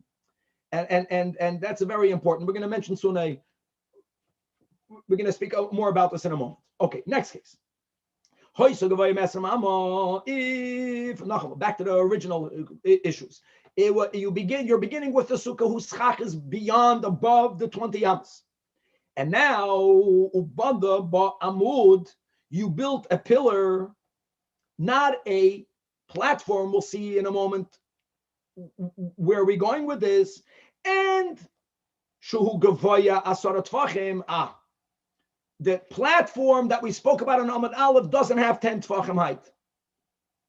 And as we just mentioned, that anything that's not even 10 tfachim to begin with is not a doifen, the new din that we will introduce right now, called good asik mechitzah, that once you already have a mechitzah, we could view it as if it goes all the way up. You only can say that if you have a doifen. So the Gemara could have said the same thing with a platform, but people did not build platforms on that height, but it was common for a pillar. Here's the key. The pillar has 10 tfachim. And another important detail, what about the top of the pillar's width and length? It has to have 7 by 7 again. It has that. The yesh b'hechsher sukah. Now, since you already have the walls of the pillar itself, see, the pillar is above the ground, forget about doif and akuma, forget about lavud. Now we have a new instrument to use. And why does that? The din of good asik mechitzah. If good asik mechitzah means that halacha l'moshe v'sinai, that we view as if the walls go all the way up until the schach. If it's viewed that way, ach daf nishkan lavud, I don't even need the doifen akuma. I can have it much more than 4 amos away. I got myself 4 walls. Let's read it. Perfect. That you have the din of good asik mechitzta. So you are raising the external parts of the pillars all the way up until the schach. We're speaking about the top of the platform. The top of this pillar has the 7x7, and you're good to go. It's good. And let me go further. Based on what we learned on Amud Aleph, if we're going to say that, then you would be allowed to eat in anywhere in the sukkah, because psalei yitzim in sukkah need in kesukah. You're not using it in of a doifen. However, Amalei Rava. Rabbi, is there a limitation to the amount of space that we apply that rule with?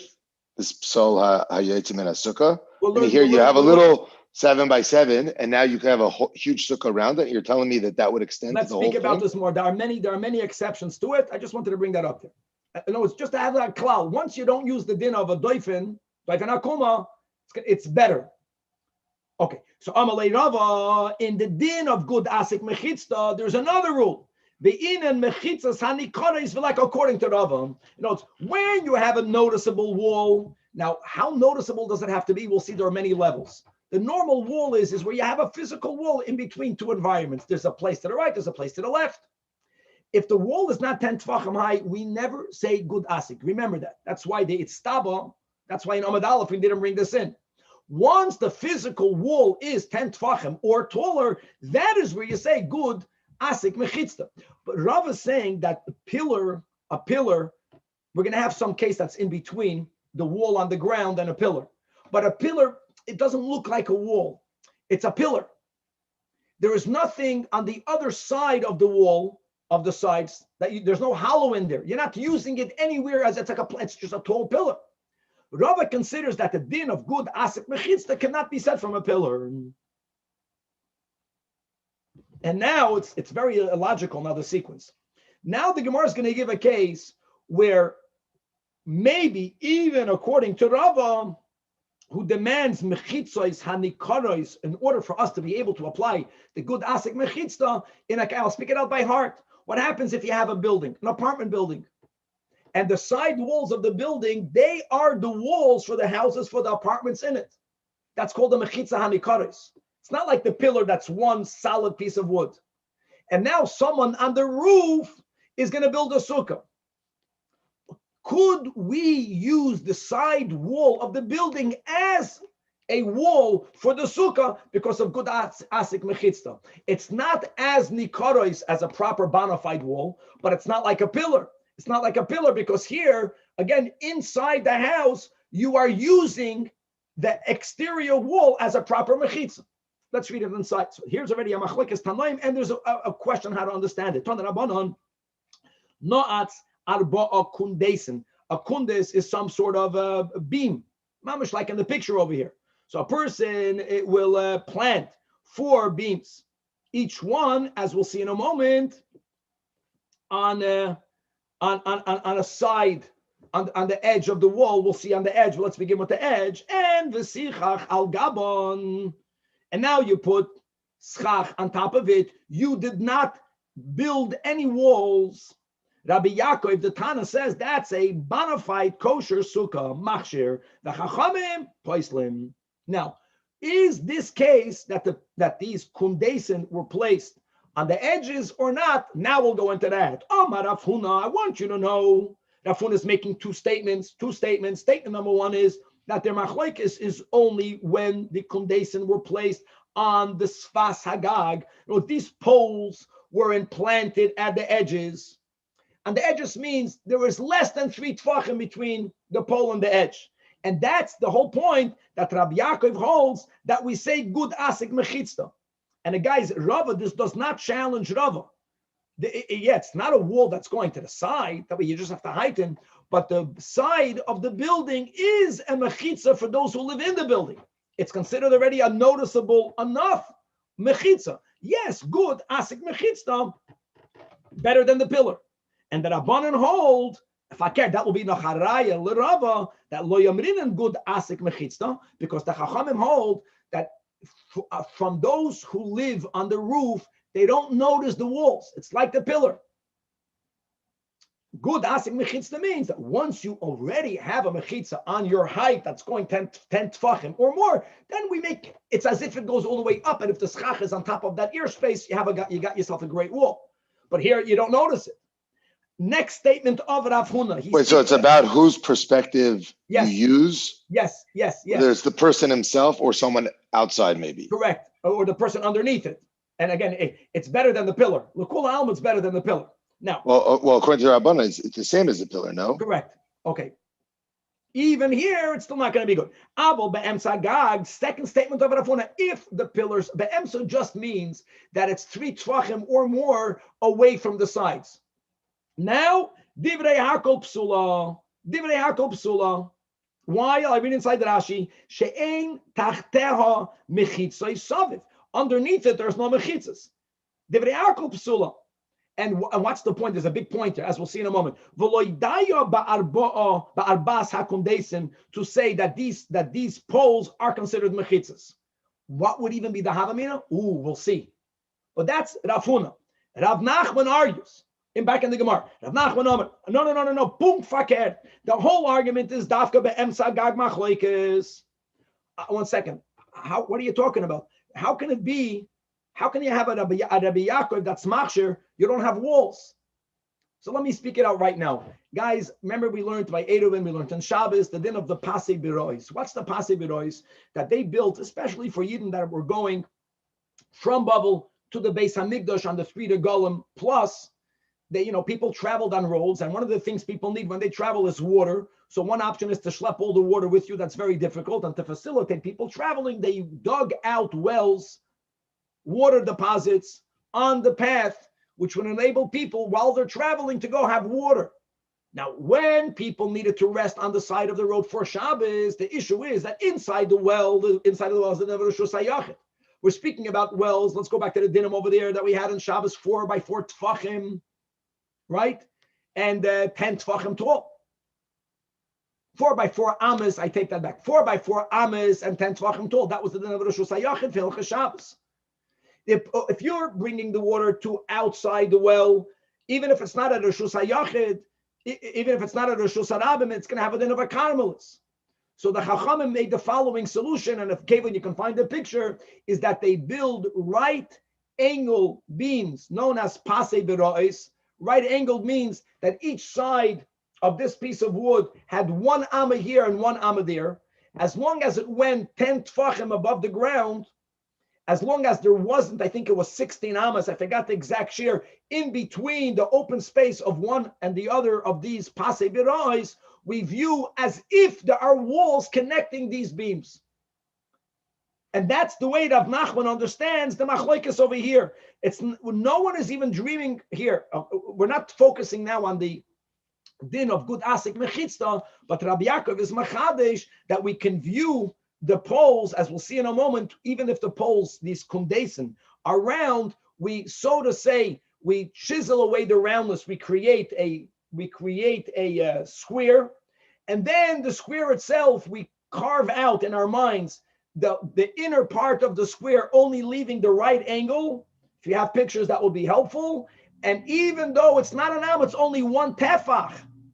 It's considered a wall. We consider the tefach from this pole to the tefach of the other pole as if it's sectioned off. That is the sheet of Rabbi Yaakov. Now, sorry, I don't, Rabbi. Huh? I don't have the picture. Sorry, Rabbi. Okay, say that. And now, Even I just sent it to you. And now 1 second. Now, says the Gemara, when they heard Rav Nachman, Elyahu, is Rav Nachman saying that only the emsa gag machlokes, whether you use this concept of making from the poles walls. Chachamim say not. Very good, that's pasei berois. Abel, but there's another picture soon for our case of the Sukah. Abel al sfas hagag.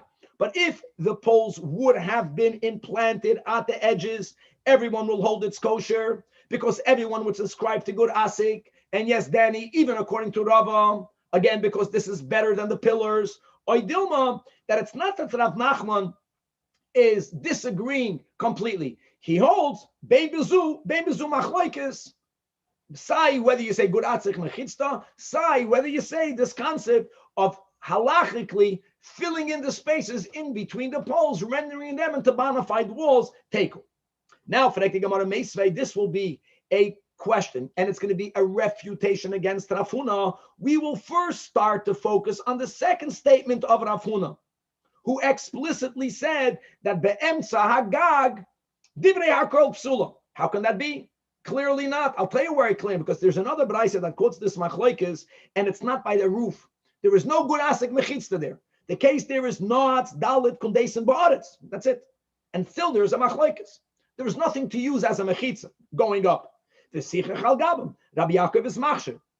V'rachacham poislan. Now, for ha'eretz kidei be'emtza hagag dami. How can you Rav Huna say avol be'emtza hagag divrei hagag psula yet v'kol machshir Rabbi Yaakov? And indeed, because of that, tiyufta the Rav Huna tiyufta. The Gemara says, you know what? Sometimes when you tiyufta someone, you're not quiet.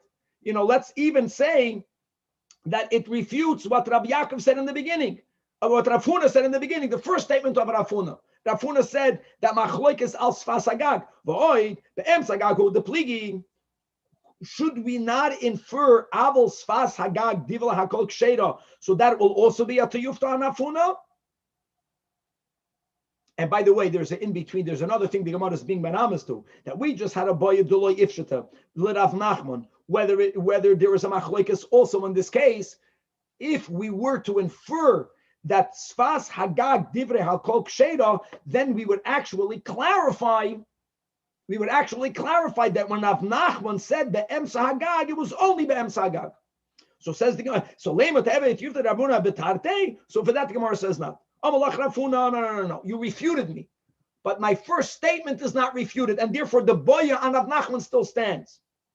Maybe, pliga be'emtza hagag v'hodin al sfas hagag. You can't make that inference. The komifligi be'emtza hagag, my koyach the hetera adav is to tell you the chiddush, koyach the Rabbi Yaakov, ta'afilu be'emtza hagag, where you don't have the good asik. You don't have any good asik. Still, Rabbi Yaakov is machshir. And why is he machshir? Let's put that whichever picture, even if you have the Pasi Berois picture, because the same idea that we learned, that they were lenient by creating a halachic wall in between the beams by Hilchas Shabbos. Now, guys, in the picture that you have over here, if someone can check, I think it was 16 amas or 16.6 amas. There is a max of how much open space you can have in between the pillars. But what's very important there is that each side of the pillar is 1 amma. And here we're being a lot more lenient. Let's read inside the Gemara. Let's quote this brayso. There's no good asik mechitzta. No, you can leave the picture up. And v'sichich al gabam, and you put schach on top. Rabbi Yaakov says. Now here is we're being more specific. That royin kol sheilu yechakeku. It's the poles. Even if normally when you speak about a kundes, it's referring to a round pillar, a round pole. Fine. You have to carve out the excess, making a square from the circle. Now it has to be such a large circle that in it you have the square. That as long as you are able to do a hakika, to hew out the roundness of the pole, creating it into a square-shaped pole. That's the first royin step. Second royin step is, and now v'yecholko, if there's another picture that will be helpful, now you have to split it from the inside. Splitting it from the inside means that now that you have this block square, you out and only remain with the right angle. That's what we're looking for. And as long as each side of this right angle, the yesh behem tefach likan v'tefach likan, not an amad, only a tefach, but you need an amad. That's the vart of Rabbi Yaakov. Then nidainin, then we apply shkoyach. We apply the din of a diyomed, right? Or as it was called in the Masechtas Eruvin daf chai diyumdin in the plural. The Yemen means is that even though there's only one tefach here and one tefach there is a certain max of how much open space can you have in between it. We view it, if it doesn't go beyond, that it's walled off. So holds Rabbi Yaakov. Shahoya, the imla, but even if the circle would afford you the tefach mikan v'tefach mikan, but you are unable to go through both of these steps, because once you take away the roundness, if you remain with this halachic square, if there isn't a tefach mikan v'tefach mikan, even Rabbi Yaakov won't be that lenient. That unlike by Shabbos, The din of the Diyoimdim demands for an Amma by Sukah. Diyoimid Sukah is enough to have a tefach. However, the Chachamim hold, that's the Chachamim against Rabbi Yaakov. No, you need to have bona fide walls. Now, we speak about 3 walls, so that we'll learn later. True, once you have 2 proper walls, the 3rd wall is enough for it to be a tefach. But you have to begin with 2 proper walls. There is where we say 1 tefach suffices. But if you don't have any valid walls, or you don't have 2 valid walls, then the Chachamim do not use the dinim that they agree with in Shabbos regarding the depase berois. They don't apply it over here. Now, there's just a very important insight from Rab Chaim Brisker, just explaining how, we're learning the dinim of mechitzas by a sukkah. We already had a couple of dinim where where you contrast that with various dinim mechitzas by Hilchas Shabbos, and they don't go on the same track. And here are his words, beautiful words. When it comes to Hilchas Shabbos, the purpose of a mechitza is hekif makom. You want to create a Reshus HaYachid. And to create an area to separate it from the Reshus HaRabim, to separate it from the Karmelis, it has to be a surrounded area. The goal is to surround the area. He says, by Sukkah, we are looking to create a din doifen. So let's apply it over here. Even the Chachamim against Rabbi Yaakov hold that we do say pasi birois. And don't focus on the tefach versus an amma. It's because if you have those 4 pillars around the well in middle, you go take a look at it. It's a surrounded area. It's good. It's a heck of makom. By a sukkah, there's a din doifen. This is not called a wall. See, the area is surrounded. Even if you wouldn't see the dots on the ground, it does do some sort of hekif. But minigei sukkah here, you have to have a wall. And a wall means a wall. Once you have a wall, we already said, then you can add to it, you're good asik. Once you have a wall, you can have a concept of doifen akuma, but you can't create a wall. You can't create a wall out of beams, and therefore they hold that it's possible. And we'll stop over here, God willing, to be continued. Rabbi, Yeah. So what we said here at the end is that the round pillars that Rabbi Yaakov says works have to be large enough that you could contain an amma by amma inside it. No, tefach by tefach, Danny. 1 tefach by tefach. 1 second. Okay, before that, it's a 2-step process. In other words, first you have to make it into a square, so you're going to lose some of it, and then each side, the outer part of the squares have to be a tefach. What time are we learning tomorrow? I don't know. Are we davening at 8? If we're davening at 8, then we'll learn at 7. I'll put it on the chat.